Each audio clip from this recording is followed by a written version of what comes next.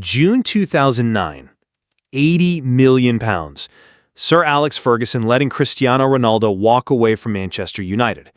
We are talking about a 24-year-old coming off 3 Premier League titles, a Champions League, and a Ballon d'Or following a staggering 42-goal season. What if Sir Alex Ferguson simply said no?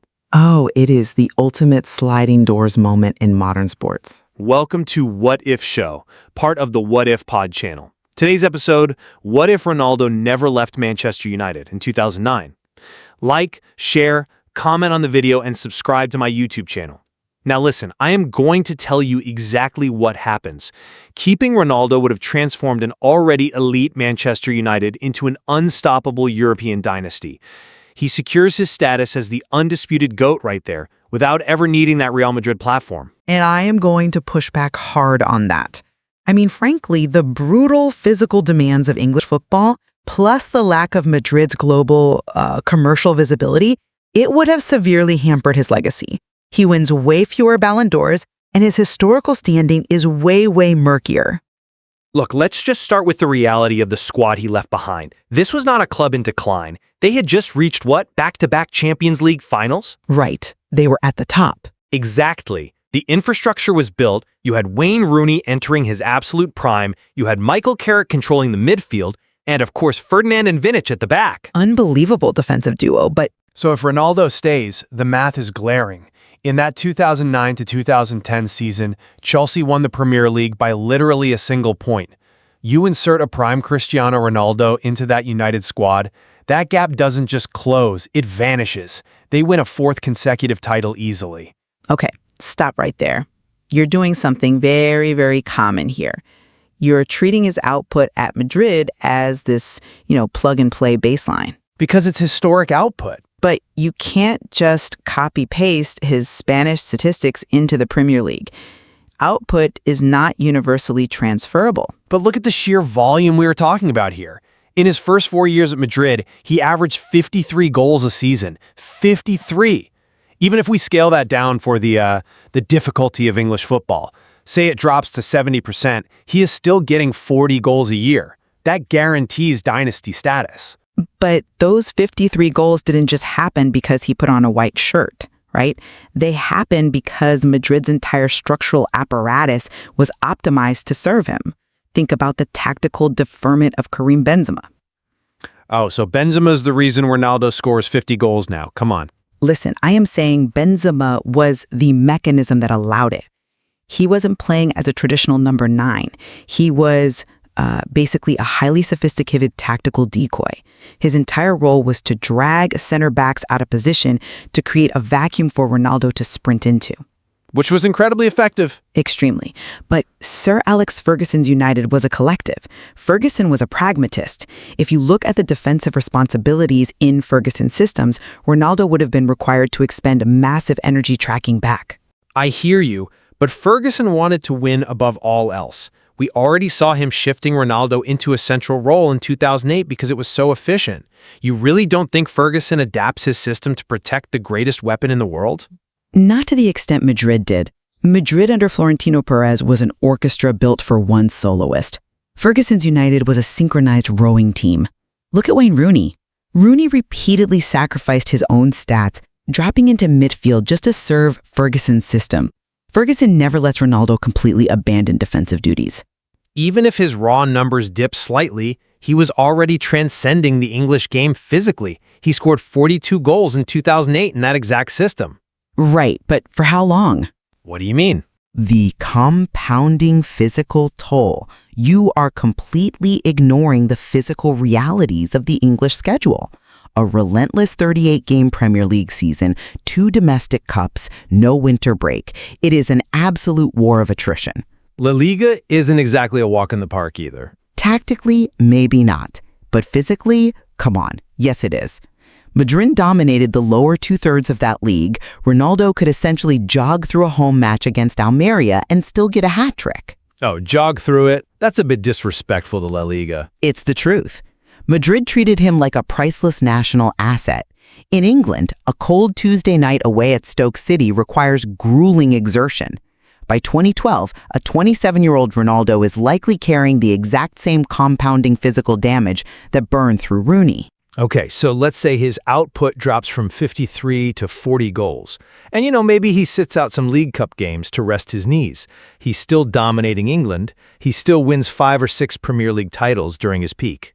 Domestically, sure, but how do you win a global popularity contest, which the Ballon d'Or is, when all the cameras are pointed at Spain? Wait, you really think playing in Spain was more visible globally than playing for Manchester United? The Premier League was an absolute juggernaut by 2010. For the specific narrative required for individual awards, absolutely yes. Ballon d'Or voters are heavily influenced by media narrative. And the Premier League didn't have a narrative? Not the same kind. The Premier League sells the league itself, right? The unpredictability. La Liga sold the stars. And the mechanism for that was the Real Madrid versus Barcelona dichotomy. It was a daily, globally broadcasted soap opera. But that's purely because he went there. You're acting like the Madrid-Barcelona narrative is a natural phenomenon. It was constructed by his arrival. Between 2010 and 2015, the Premier League's broadcasting rights exploded globally. If the best player in the world stays in England, the narrative stays in England. I disagree. Look at how TV rights were structured then. The Premier League bargains collectively, sharing money relatively evenly. Real Madrid and Barcelona negotiated their own individual deals. Right, the infamous duopoly. Exactly. They took half the money in the entire league. That financial disparity allowed them to build concentrated super teams, which created the perfect theatrical stage for two titans to monopolize the global conversation. Okay, let's test this visibility argument then. Let's look at 2011. Manchester United lost the Champions League final 3-1 to Pep's Barcelona at Wembley. Yep, a masterclass by Barca. If you put a prime 26-year-old Ronaldo into that United team, he fundamentally alters the gravity of that match. It certainly makes it a closer game. Right, so let me ask you this. If Ronaldo defeats Lionel Messi's peak Barcelona at Wembley in a Champions League final, doesn't that singular triumph generate infinitely more global prestige than playing El Clasico twice a year? It's a massive moment, but the Ballon d'Or requires a year-round campaign. You need voters exposed to your brilliance every single week. Old Trafford is incredible, but the Bernabeu was a global coliseum. But that assumes Real Madrid and Barcelona remain the center of the footballing universe without him, and they don't. Wait, Let's actually look at the structural economics here. the macroeconomics? Oh wow, if we start pulling at this thread. Exactly. Let's pause and follow this logic. If we look at the financial realities of 2009, Madrid's entire Galactico rebuild under Paris was precariously balanced on commercial projections, right? Heavily leveraged debt, yes. They had just bought Kaká for 65 million euros, brilliant player, but he did not have the same transcendent commercial gravity as Ronaldo. Not even close. So if Ferguson says no and Ronaldo stays, Madrid's financial model for that rebuild basically collapses before it begins. Hold on, I didn't even think about that. We really need to emphasize how critical he was to that business model. Madrid didn't just buy a player, they bought his global image rights. Exactly. The sheer commercial force of Ronaldo driving shirt sales and sponsorships. That was the collateral Madrid used to underwrite their loans. Right. So without that star power injecting cash in 2009, Madrid's financial velocity slows down drastically. They can't fund the moves for Gareth Bale or Luka Modric later on. Their institutional dominance shrinks. Which leads to the absolute wildest realization here. What? If Real Madrid is weaker commercially and on the pitch, what happens to Barcelona? What happens to Messi? Oh man, they lose their foil. Barcelona lacks the external, existential pressure that sharpened them. We always look at Messi's evolution, right? From a mercurial winger into a relentless machine scoring 50 goals a season. It wasn't just internal motivation for him. Not at all. It was the terrifying presence of Cristiano Ronaldo over in the capital, constantly threatening to overtake him in the record books. Without Ronaldo driving Madrid, Messi is arguably never pushed to evolve in the exact same way. That is a brilliant paradox. By arguing over whether Ronaldo needed Madrid to become the GOAT, we uncover the reality that the entire Messi-Ronaldo GOAT debate was manufactured by this one transfer. Exactly. If Ferguson says no, that defining decade-long rivalry never exists. They are separated by geography, by TV rights, just two historically great players in different ecosystems.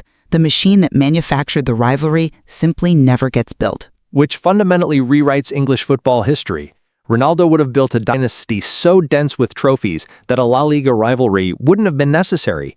He would stand alone as the king of the most demanding league in the world. But greatness isn't just trophies. I still maintain Ronaldo's legendary status required the specific crucible of pressure, the clash of egos, and the globally magnified arena that only Real Madrid offered. The environment makes the athlete, or the athlete makes the environment. Exactly. Removing that single signature on a transfer agreement alters Lionel Messi's trajectory every bit as much as Ronaldo's. So I leave it to our listeners. If Ronaldo had never left Manchester United, does he become the undisputed GOAT? Or does staying in England cost him everything?